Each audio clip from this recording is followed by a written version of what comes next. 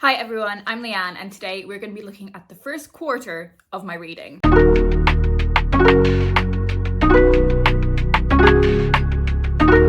So we're going to talk about some things that I loved, some things that I didn't love. We're going to dive into the stats of my reading a little bit, and we're also going to be answering some of the questions in the quarter year crisis reading tag, which was created by Roisin's Reading. Now, I will say I don't particularly feel in crisis at the end of the first quarter. If anything, I feel like I come into my stride in Q2 and Q3. I feel like in the first quarter of the year, I'm still sort of like figuring myself out, figuring the year out, getting the lay of the land, sussing everything out, trying to find my reading rhythm. And I don't really set like reading goals and resolutions at the start of the year anymore. I kind of have like intentions that I write down. And I do think a quarter of the way through the year is a good time to kind of take stock on those and figure out like if those intentions are still serving me, if I'm still like interested in doing them. But let's get into it. So the first question is, how many books have you read so far in the year? And I have read 30 books. So I'm bang on the kind of quantity of reading that I imagined for my reading year. I've sort of been saying that I want to be reading 10 books per month on average.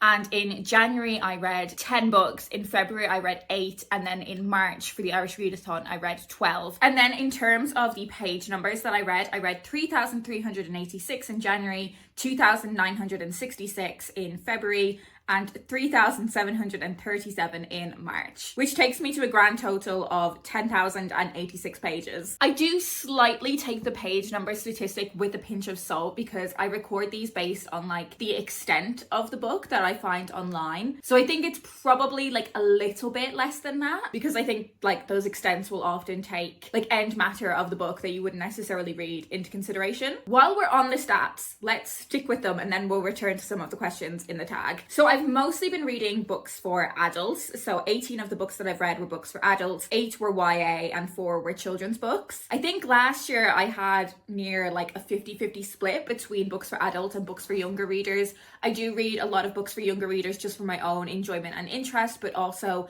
a lot of my work books and generally just kind of having a bit of awareness of children's and young adult publishing more broadly. 20 of the books that I read were standalones and 10 of them were part of a series. 14 of the authors that I read from were authors that were new to me, so I'd never read them before, and 16 of them were authors that I had read a book from before. 20 of the books I've read so far this year were books that were on my TBR prior to this year, and 10 of the books I have read came onto my TBR in 2025. And while we're on that, let's dive into that a little bit more because in the first quarter of the year, I hauled 50 books, which, you know, quick maths is 20 books more than I've read. So my TBR has grown. Olivia made a really great video recently talking about her TBR and I will link it so you can go and check that out. But I basically agree with so many aspects of what she said. I might do kind of a whole video talking about why my TBR grows so much, why I buy so many books, because it's been something I've been saying for a long time that I want to reduce my physical TBR and it just never happens. There are actually a lot of things that I want to say about this topic, so I think I will plan out that video a little bit more carefully and bring it to you in the next few weeks or so. But in terms of solely focusing on what this has been like for the first quarter of the year, if I continue to read at a 10 book per month pace and I don't acquire any more books, that will enable me to like even out the TBR. It won't have grown, but that isn't necessarily what we want to happen. We want it to reduce. Ultimately, the solution is just stop acquiring books, but it's not just like buying books. Like if we look at this quarter, 19 of the books that I read were books that I bought for myself, but the other 11 were books that came from other sources. So books that I got from work, from other publishers, books that were a gift from friends. So there are other avenues where I end up getting books on my shelves that aren't just my own purchasing decisions. You know what? Yeah, I am going to do like a full video talking about this topic because there's a lot to it. Okay, back to the tag. And question 2 is, have you already found a book you think might be a 2025 favorite? If not, what was your favorite book you read that wasn't quite 5 stars? So the Irish Readathon always slaps. It always delivers. My favorite book of the year so far is Thirst Trap. I often think when you find a book that is going to be 5 stars for you, you almost kind of know immediately. Like even from the first chapter or few pages, you just kind of know if it's a book that is on your level, if it's a book that you vibe with.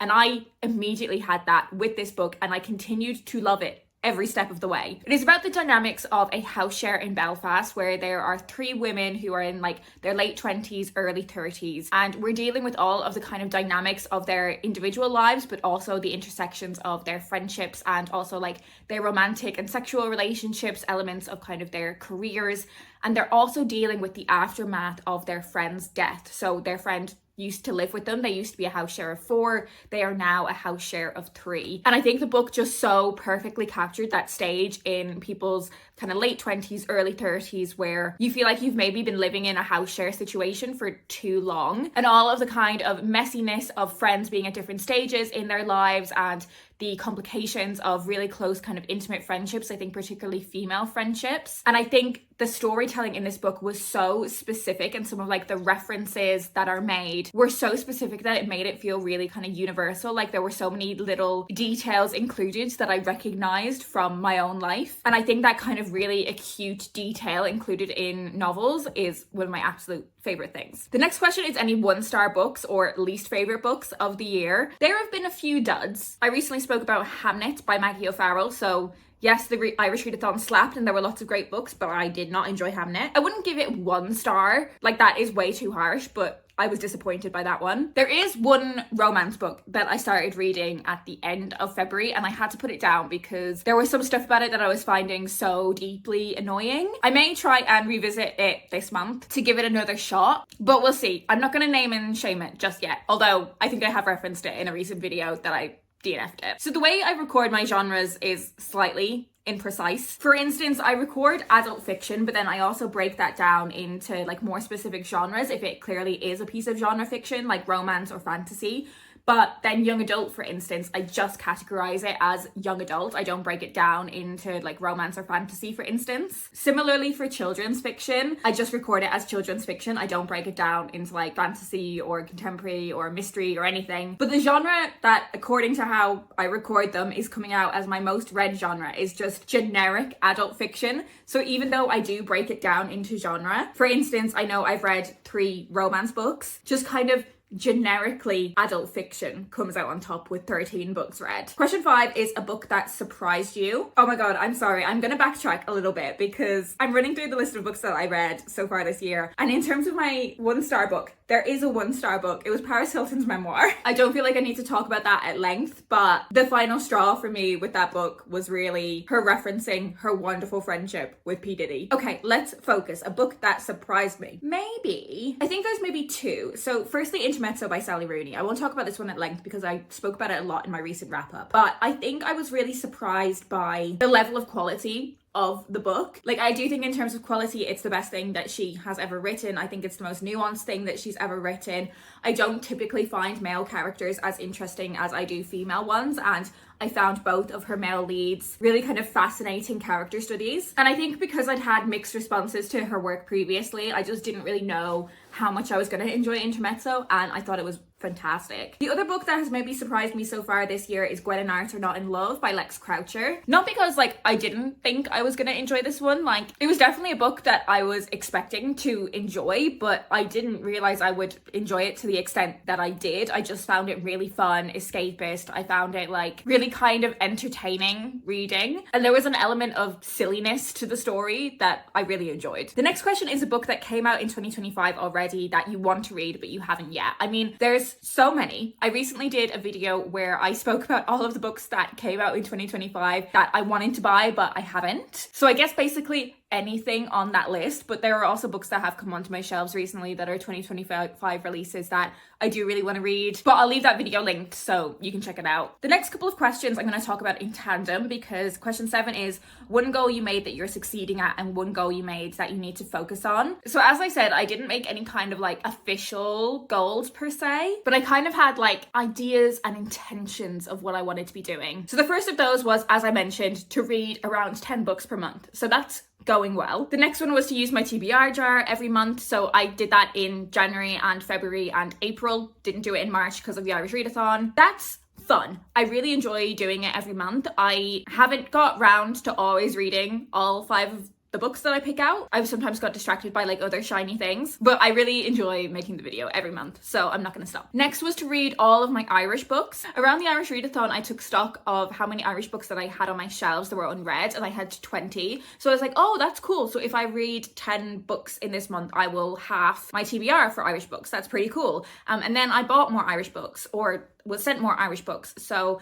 that hasn't happened, but of course I will continue to read Irish books throughout the rest of the year. It's not just for the Irish Readathon. Read all of my pre-orders in the month that they arrive. So I would still like to do this, but I'd like to amend it, because sometimes books publish at the end of the month, and you could kind of say, oh, well, you know, if something comes out on the 21st of the month, the next month is the 21st of the next month, if you see what I mean. 4 weeks essentially. And I still do want to have this as like an idea of what I want to be focusing on in terms of prioritizing my reading, but I am going to amend it to 6 weeks rather than like a month/4 weeks. Read all of my remaining proofs. So there are some proofs that are still on my shelves from books that have already published, and I haven't got around to reading them yet, which isn't great. I think I'd like to keep this as an intention, but we'll check in on it every quarter. Something I would definitely like to address in the next quarter of my reading is no more than 2 unread books by a single author. So my worst offender for this is Marian Keyes, but I'm collecting all of her books. I know that I will read them like over the next few years. I currently have 4 unread books from her on my shelf, and I'm not like as worried about that one because, well, I know I'm gonna read them, but I guess maybe if by the end of the year it could be down to 2, that would be great. There are quite a few authors that are on 2 books unread on my shelf, so that's definitely something that I want to address in the next quarter of my reading, because there are other books from those authors that I want to buy, and I'm not allowing myself to do that. I mean, I'm not hugely bothered that I haven't made a major impact on a lot of these goals so far, because we are only 3 months into the year. I mean, I'm not hugely bothered that I haven't made a significant dent in some of these intentions, because we are only talking about the first 3 months of the year. We've got time. One thing I have been doing quite a lot, not only in the first quarter of this year, but I'd say in maybe the last 6 to 9 months that I haven't really been talking about on the channel, is I have been unhauling quite a lot of books, like more than I'd say I used to. I've tried to be slightly more brutal in terms of the books that I have already read